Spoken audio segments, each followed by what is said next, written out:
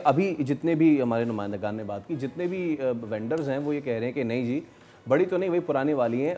असल मुद्दा ये है कि बजट का जब ऐलान हुआ था उसी वक्त कमोडिटी प्राइसेस बढ़ा दी गई थी ना, तो अब बढ़ाएं ना बढ़ाएं फ़र्क क्या पड़ता है? बजट आने से पहले चीज़ें बढ़ गई थी और कुछ बजट के बाद भी बढ़ाएंगे। जी, मैं यही बता रहा था कि ये जो मुनाफाखोरी है ना, ये इतना होशियार है। ये साहब जो बता रहे थे कोई कीमतों में इजाफा नहीं हुआ, मुझे हंसी भी आ रही थी और मैं अपना कहका रोक भी रहा था कि मैं दौरान जो इनकी बातें सुन के मुझे बड़ा वो हुआ कि ये कैसा पाकिस्तान का आदमी है जो कहता है कि कोई कीमत में इजाफा नहीं हुआ।